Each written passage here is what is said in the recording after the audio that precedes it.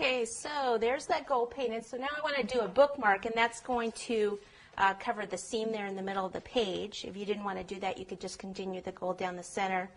And again, like I said, a lot of times if it's a bigger, heavier cake, a lot of times the cake does crack right in that area, so this is a great way to cover it, and it looks good anyway. So I'm taking this is fondant, chocolate fondant, regular chocolate fondant that has not been mixed with any food colors, so it's darker. So that's what I'm going to use for the bookmark.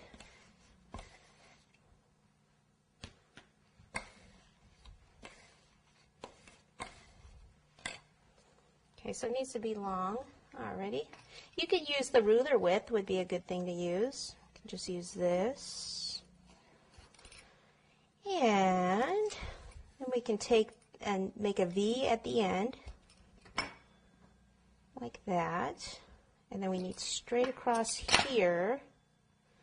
Let's see if it's okay or if it's too wide. I think it's good. Okay, I've got some cornstarch in here. I want to get that out. Okay. All right, so I want to pop this back here. It would kind of be tucked in the pages usually.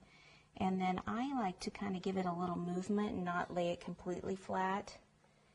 And then out like this. And then we can make a little tassel at the end in gold. So for that, easy way to do a tassel is just taking some fondant, rolling it into a ball, and then I need to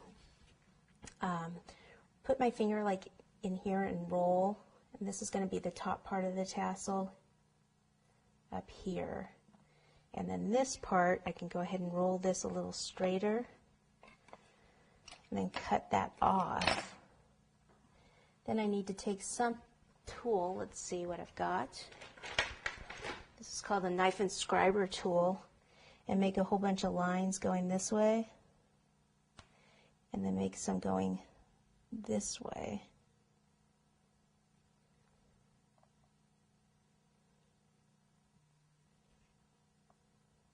So this is the cheater way of doing a tassel.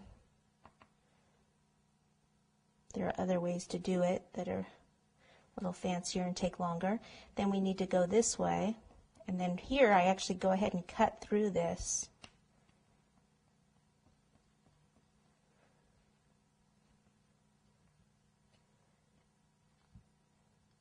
When you cut through, then it makes some kind of different lengths. Okay, and then we can take it over here and paint it.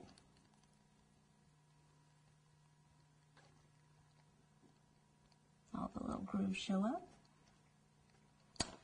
And pick it up and put it right at the end.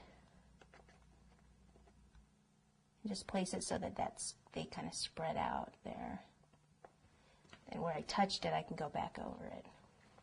Okay, now the last thing I like to do on this is, because everything's dark, I like it on the blackboard because it does make everything kind of pop. I mean, you could put it on a gold board, but a lighter board just doesn't look as good on this particular cake.